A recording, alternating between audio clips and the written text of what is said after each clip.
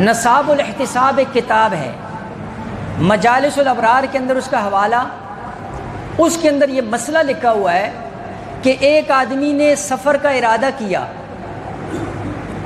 اور کوے کی آواز سن کر اس نے اپنے سفر کو مؤخر کر دیا۔ کہتے جی کوے کی آواز سنیے یہ اچھا نہیں ہوتا ہے، اب میں سفر کا ارادہ نہیں کرتا ہوں، اور سفر کو ترک کر دیا کوے کی آواز سن کر۔ تو بزرگوں نے لکھا ہے کہ اس طرح کرنے سے یہ آدمی کفر کے اندر چلا جائے۔ میں نے عرض کیا نا کہ یہ بعض چیزیں ہم ان کو بہت چھوٹا چھوٹا سمجھتے ہیں۔ اب کیوں یہ کفر کا فتویٰ لگایا؟ اس لیے کہ اس نے تقدیر کو رد کر دیا، اس نے اللہ کے فیصلے کو بھی رد کر دیا، نعوذ باللہ، اور یہ اس چیز کو مؤثر سمجھ رہا ہے کہ اس کی وجہ سے جو ہے نا جی میرے اوپر آگے کیا آئے گی؟ پریشانی آئے گی۔ ہمارے معاشرے میں کتنی ایسی بدفعلیاں پائی جاتی، چھوٹا بچہ مائیں اس کو جو ہے نا جی سرمے کا وہ ماتھے کے اوپر نشان لگا دیتے، کہتے جی نظر بد نہیں لگے گی۔ کہاں لکھا ہوا ہے؟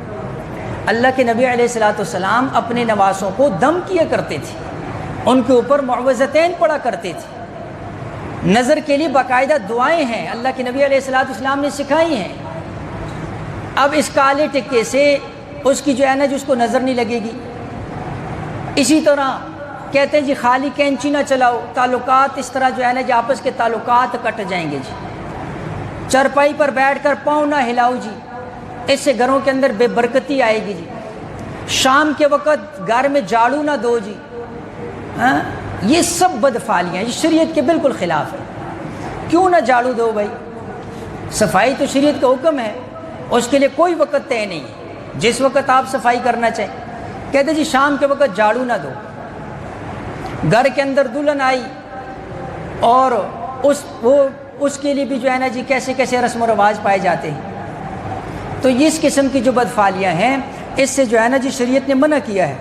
اس لیے میں عرض کر رہا ہوں کہ یہ توہمات ہیں، اور ان توہمات کو مؤثر سمجھنا یہ عقیدے کے لیے بہت بڑا نقصان ہے۔